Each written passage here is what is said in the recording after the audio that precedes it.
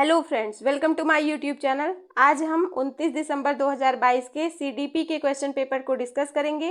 Video पसंद आए तो लाइक करके चैनल को सब्सक्राइब कर लें, जिससे आने वाले वीडियोस की नोटिफिकेशन आपको मिल सके। आज का पहला क्वेश्चन है, निम्नलिखित में से कौन सा स्थूल गत्यात्मक कौशल का उदाहरण है। देखिए, स्थूल गत्यात्मक कौशल से 28 दिसंबर को भी क्वेश्चन आया था। तो ऑप्शन है चित्र बनाने के लिए पेन पकड़ना, कागज को आड़ा टेढ़ा जिगजैग तरीके से काटना, धागे में माला पिरोना, खंभे की तरफ फुटबॉल को लात से धकेलना। तो देखिए, हमने पहले भी डिस्कस किया था कि जिसमें छोटी मांसपेशियों का प्रयोग होता है वो सूक्ष्म गत्यात्मक कौशल के अंतर्गत आता है, और जिसमें बड़ी मांसपेशियों का प्रयोग होता है वो स्थूल गत्यात्मक कौशल के अंतर्गत आता है। यहाँ ऑप्शन है चित्र बनाने के लिए पेन पकड़ना। तो ये देखिए सूक्ष्म गत्यात्मक कौशल का उदाहरण है, क्योंकि जब हम पेन को पकड़ते हैं तो उसमें हाथ के अंगूठे और उंगलियों का प्रयोग होता है। कागज को आड़ा टेढ़ा जिगजैग तरीके से काटना, ये भी सूक्ष्म गत्यात्मक कौशल का उदाहरण है। धागे में माला पिरोना, ये भी सूक्ष्म गत्यात्मक कौशल का उदाहरण है। सही उत्तर होगा ऑप्शन डी, खंबे की तरफ फुटबॉल को लात से धकेलना, क्योंकि इसमें पैरों का प्रयोग हो रहा है। तो जहाँ पैरों, हाथों और पूरे शरीर का प्रयोग होता है वो स्थूल गत्यात्मक कौशल के अंतर्गत आता है। बच्चों का विकास से की ओर बढ़ता है, केंद्र से बाह्य, पैर से सिर, विशिष्ट से सामान्य, जटिल से सरल। तो देखिए, विकास जो है वो जटिल से सरल नहीं, सरल से जटिल की ओर होता है, सामान्य से विशिष्ट की ओर होता है, और सिर से पैर की ओर होता है। तो यहाँ ऑप्शन ए करेक्ट है, केंद्र से बाह्य। बच्चों का विकास केंद्र से बाह्य की ओर बढ़ता है। अभिकथन ए है, बच्चे का सामाजिकरण सर्वप्रथम परिवार में उसके माता पिता द्वारा होता है। ये सही है कि बच्चे का सामाजिकरण सर्वप्रथम परिवार में होता है। परिवार बच्चों के सामाजिकरण का प्राथमिक कारक है, ये भी सही है। तो यहाँ विकल्प में है ए और आर दोनों सही हैं, और आर ए की सही व्याख्या करता है। अगला प्रश्न है, जीन पियाजे के संज्ञानात्मक विकास के सिद्धांत के अनुसार निम्नलिखित में से कौन सी अवधारणा 3 से 6 वर्ष की आयु वाले बच्चों को सिखानी चाहिए। संरक्षण, अनुक्रमता, सांकेतिक प्रतिनिधिकरण, तार्किक अनुप्रयोग। तो सही उत्तर होगा ऑप्शन सी, सांकेतिक प्रतिनिधिकरण। जीन पियाजे के संज्ञानात्मक विकास के सिद्धांत के अनुसार अधिकांश बच्चे किस अवस्था में वस्तुओं को श्रेणियों में व्यवस्थित करने में सक्षम होते हैं। संवेदी गामक अवस्था, पूर्व संक्रियात्मक अवस्था, मूर्त संक्रियात्मक अवस्था, या फिर औपचारिक संक्रियात्मक अवस्था। तो देखिए, मूर्त संक्रियात्मक अवस्था में बच्चे जो हैं वो वस्तुओं को श्रेणियों में व्यवस्थित करने में सक्षम हो जाते हैं। का प्रयोग जीन पियाजे द्वारा संज्ञानात्मक मानसिक अवधारणाओं के वर्णन के लिए किया गया था। पाड़, वस्तु स्थायित्व, स्कीमा, समीपवर्ती विकास का क्षेत्र। तो स्कीमा का प्रयोग जीन पियाजे द्वारा संज्ञानात्मक मानसिक अवधारणाओं के वर्णन के लिए किया गया था। अगला प्रश्न है, रजनी अपने दोस्तों के कार्यों को जैसे को तैसा मानसिकता के आधार पर जांचती है। लॉरेंस कोहलबर्ग के सिद्धांत के अनुसार वर्तमान में रजनी संज्ञानात्मक नैतिक विकास के किस स्तर पर है। परंपरागत, पूर्व परंपरागत, उत्तर परंपरागत, या फिर औपचारिक परंपरागत। तो देखिए, लॉरेंस कोहलबर्ग ने नैतिक विकास के 3 सिद्धांत बताए हैं, और तीनों सिद्धांत की 2-2 अवस्थाएं बताई हैं। तो यहाँ सही उत्तर होगा ऑप्शन बी, पूर्व परंपरागत। पूर्व परंपरागत की 2 अवस्थाएं हैं, आज्ञाकारिता एवं दंड सिद्धांत तथा साधनात्मक सापेक्षवादी सिद्धांत। इसमें जो है बच्चों में जैसे को तैसा जैसी भावना होती है, उनमें अदला बदली का भाव देखा जाता है। अगला प्रश्न है, जब विद्यार्थी किसी प्रश्न का हल खोजने के दौरान समस्या का सामना करते हैं तो अध्यापक विद्यार्थियों को किस तरह पाठ प्रदान कर सकते हैं। उनमें असफलता का भय पैदा करके। तो देखिए, गलत है, क्योंकि बच्चों में कभी भी किसी भी प्रकार का भय पैदा नहीं करना चाहिए। उन्हें प्रश्न का आधा समाधान प्रस्तुत करके, प्रश्न में कुछ विकर्षण जोड़कर। तो देखिए, ये भी गलत है, क्योंकि जो डिस्ट्रैक्टर्स होंगे वो बच्चों के सामने और ज़्यादा प्रॉब्लम क्रिएट करेंगे। उन्हें अपने विचारों की शाब्दिक अभिव्यक्ति करने के लिए निरुत्साहित करके। ये भी गलत है, क्योंकि बच्चों को कभी भी निरुत्साहित नहीं करना चाहिए।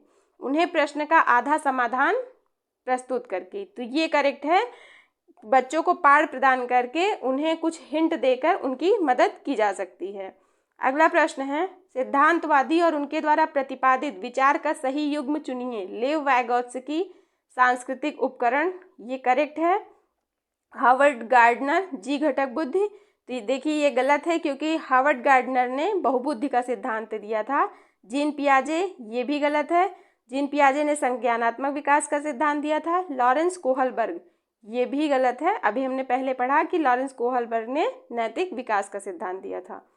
एक प्रगतिशील कक्षा किसे समुन्नत करती है? ज्ञान सृजन की चाह, विद्यार्थियों में परस्पर विमुखता का भाव, सामाजिक संदर्भों से अलगाव, विषय वस्तु का कंठस्थीकरण। सही उत्तर है ऑप्शन ए। एक प्रगतिशील कक्षा ज्ञान सृजन की चाह को समुन्नत करती है। मधुलिका नृत्य और योग कला में निपुण है।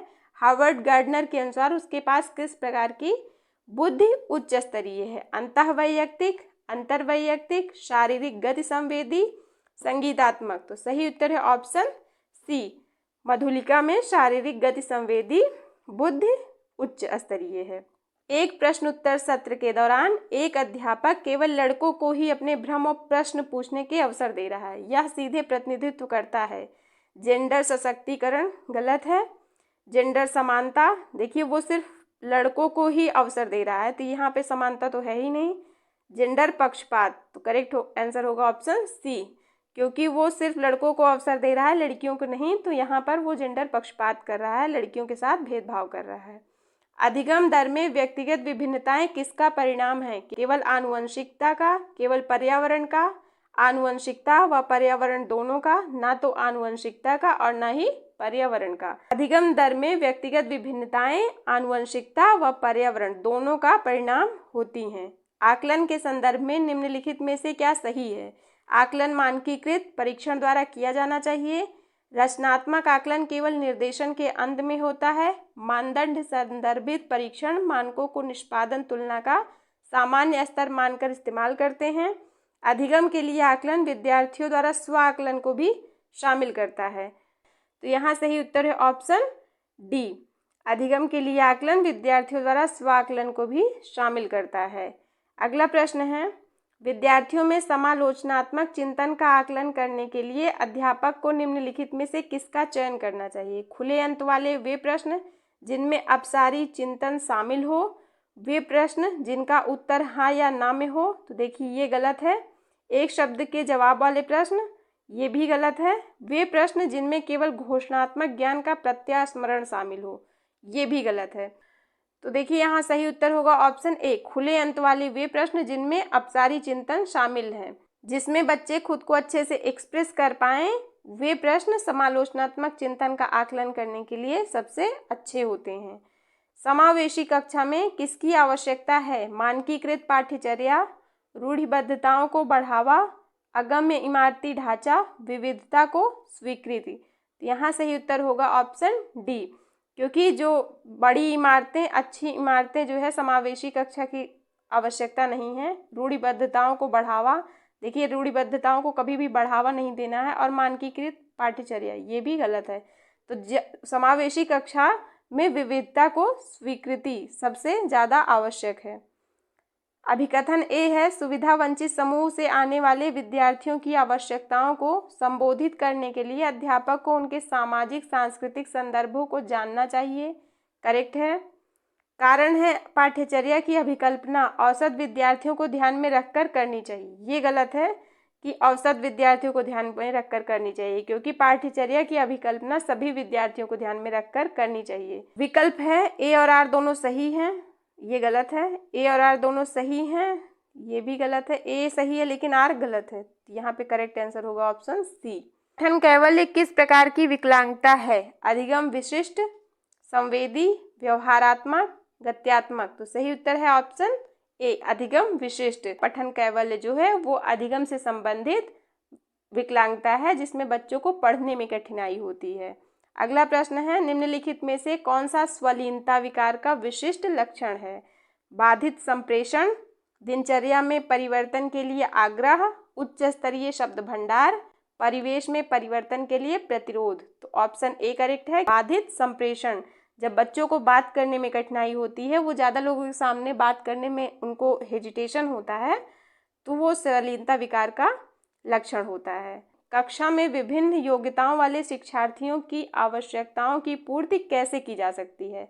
श्रेणीबद्ध कठिनाई के कार्य देकर, मानकीकृत निर्देश देकर, ये गलत है। केवल सामान्य शिक्षार्थियों की आवश्यकताओं को संबोधित करके, ये भी गलत है कि सिर्फ सामान्य शिक्षार्थियों की आवश्यकताओं को संबोधित नहीं करना है। विभिन्न आवश्यकताओं वाले विद्यार्थियों की उपेक्षा करके, ये भी गलत है, किसी भी बच्चे की उपेक्षा नहीं करनी है। तो यहाँ ऑप्शन ए करेक्ट हो जाएगा, श्रेणीबद्ध कठिनाई के कार्य देकर। अधिगम तब अधिक अर्थपूर्ण होता है जब विषय वस्तु को रूप में प्रस्तुत किया जाता है, संदर्भ से हटकर, अप्रासंगिक, बहुत से अमूर्त, संयोजित। तो सही उत्तर होगा ऑप्शन डी, अधिगम तब अधिक अर्थपूर्ण होता है जब विषय वस्तु को संयोजित रूप में प्रस्तुत किया जाता है। अंतरिक्ष की अवधारणा समझाते समय एक अध्यापक ने महसूस किया कि विद्यार्थियों में इस विषय को लेकर अनेक भ्रांतियां हैं। अध्यापक की इस स्थिति के प्रति क्या प्रतिक्रिया होनी चाहिए? सीधे सीधे उन भ्रांतियों को अस्वीकृत करना चाहिए, ये गलत है। इन भ्रांतियों के प्रति विद्यार्थियों के तर्क जानने चाहिए, हो सकता है। विद्यार्थियों को सही जानकारी कंठस्थ करने के लिए निर्देश देना चाहिए, ये गलत है। हमें बच्चों को कोई भी जानकारी कंठस्थ नहीं करवानी है, उन्हें रटाना नहीं है। नकारात्मक पुनर्बलन का प्रयोग करते हुए इन भ्रांतियों को मिटा देना चाहिए, ये भी गलत है। नकारात्मक पुनर्बलन का प्रयोग नहीं करना है।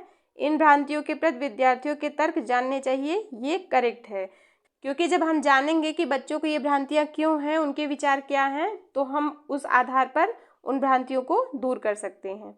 विद्यार्थियों को किसी भी अवधारणा के बारे में समझाते हुए निम्न में से किस बात का ध्यान रखना चाहिए? विद्यार्थियों में सीखने के लिए तत्परता, सही है। विद्यार्थियों के सामाजिक सांस्कृतिक संदर्भ, करेक्ट है। विद्यार्थियों द्वारा चयनित अधिगम शैलियाँ, ये भी सही है। तो यहाँ सही उत्तर होगा ऑप्शन डी, 1, 2 और 3 तीनों ही करेक्ट हैं।